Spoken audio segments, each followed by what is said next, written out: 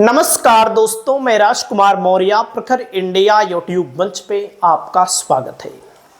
बहुत बड़ी खबर आ चुकी है उत्तर प्रदेश की राजनीति से, योगी आदित्यनाथ को लेकर। योगी आदित्यनाथ उत्तर प्रदेश के मुख्यमंत्री हैं और लगातार 2017 से अभी तक मुख्यमंत्री बने हुए हैं। लेकिन 2017 से अभी तक के बीच में आप देखेंगे तो विभिन्न राज्यों में विधानसभा का चुनाव हुआ। बीजेपी ने, मोदी और शाह की टीम ने तमाम स्थापित भारतीय जनता पार्टी के नेताओं को किनारे लगा दिया। चाहे आप देखें वसुंधरा राजे सिंधिया को, जो राजस्थान से आती हैं, वहां पर चुनाव हुआ, लेकिन मोदी और शाह की टीम ने वहां पर भजन लाल शर्मा को मुख्यमंत्री बना दिया, लेकिन वसुंधरा राजे सिंधिया को नहीं बनाया। आपने देखा होगा भारतीय जनता पार्टी के बड़े नेता, चार बार के मुख्यमंत्री शिवराज सिंह चौहान के नेतृत्व में चुनाव लड़ा और शिवराज सिंह चौहान को भी किनारे लगा दिया गया, केंद्र में उनको मंत्री बना दिया गया, लेकिन भारतीय जनता पार्टी ने मुख्यमंत्री उनको नहीं बनाया। अन्य विभिन्न राज्यों में जाएंगे जहां एनडीए की सरकार के तहत शिंदे का नाम लेंगे, मनोहर लाल खट्टर का नाम लेंगे, तो ऐसे तमाम राज्यों में मोदी और शाह ने अपने लोगों को बैठाने का काम किया। अब ये उत्तर प्रदेश की राजनीति से खबर आ रही है। ये खबर कहां से आ रही है उसका भी मैं आपको सोर्स दिखाऊंगा कि योगी आदित्यनाथ, जो ऐसे मुख्यमंत्री के तौर पर माने जाते हैं जो भारतीय जनता पार्टी के अंदर के नेताओं को भी चुनौती दे रहे हैं, यानी कि योगी आदित्यनाथ के समर्थक योगी आदित्यनाथ को भविष्य में मोदी के बाद प्रधानमंत्री के तौर पर देख रहे हैं। इस मामले को लेकर के ऐसा कहा जाने लगा है कि मोदी और शाह योगी आदित्यनाथ को किनारे लगा सकते हैं। इसके लिए हमारे पास कोई पुख्ता सबूत तो है नहीं, लेकिन मैं आपको यहां पर दिखाने वाला हूं। एक वरिष्ठ पत्रकार हैं, इन वरिष्ठ पत्रकार ने क्या कहा है पहले देखिएगा। दोस्तों, केपी मलिक हैं, उत्तर प्रदेश की राजनीति को, देश की राजनीति को परखते हैं, देश की राजनीति के बारे में, उत्तर प्रदेश की राजनीति के बारे में लिखते हैं। केपी मलिक ने क्या कहा है आपको मैं दिखाना चाहूंगा, उसके बाद कुछ कारणों पर भी बात करेंगे।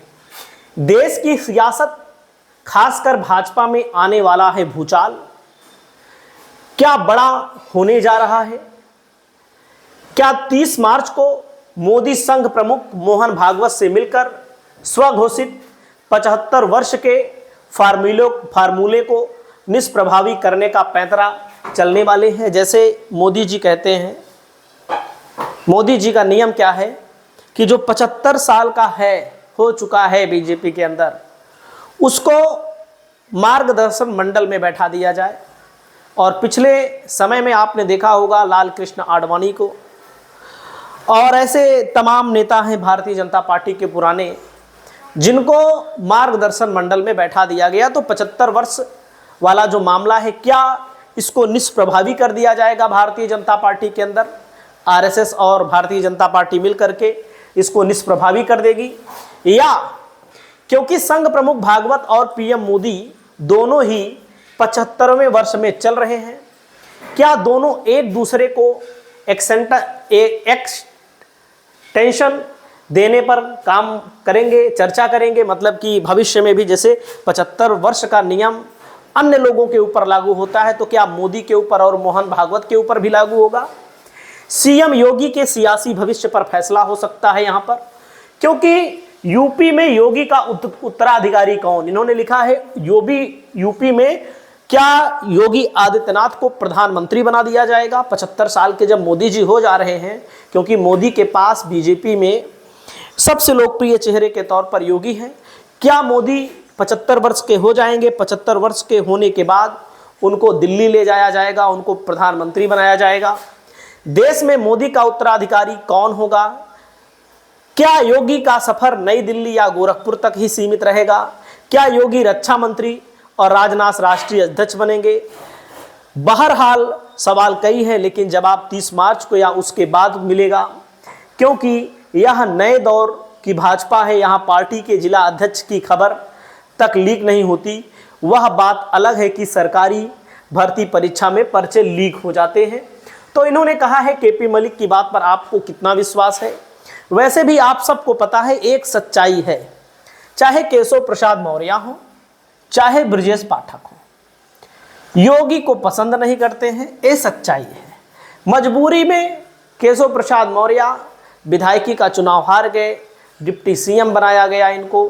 हालांकि विधायकी के चुनाव को हारने के बाद भी इनकी महत्वाकांक्षा और सबकी महत्वाकांक्षा होती है कि वे मुख्यमंत्री बने, लेकिन योगी जब तक हैं तब तक चाहे ओम प्रकाश राजभर हो, बहरहाल उनको मुख्यमंत्री नहीं बनना है, चाहे संजय निषाद हो, अनुप्रिया पटेल हो, ऐसे तमाम लोगों के पीछे योगी टाइट हैं। ये लोग जो नेता हैं, चाहे ब्रजेश पाठक हो, केशव प्रसाद मौर्य हो, ये लोग चाहते हैं कि योगी आदित्यनाथ हटे तो हमारे मर्जी का कुछ हो, लेकिन योगी आदित्यनाथ हट नहीं रहे हैं। अब लेकिन कहा जाने लगा है कि मोदी और शाह की जो जोड़ी है, मोदी और शाह की जो जोड़ी है, जो उत्तर प्रदेश में बीजेपी को हार झेलनी पड़ी, जहां पर बीजेपी 71 सीट और 64 सीट जीत चुकी थी इसके पहले चुनाव में, और उत्तर प्रदेश में अगर आप देखेंगे तो कितनी सीट जीती है समाजवादी पार्टी गठबंधन 43, चंद्रशेखर आजाद ने 44, कुल मिलाकर के कितनी सीट? 36 सीट, 2 आरएलडी का, एक अपना दल यस का, तो कुल मिलाकर के 33 सीट बीजेपी के पास, 3 इनके सहयोगियों के पास।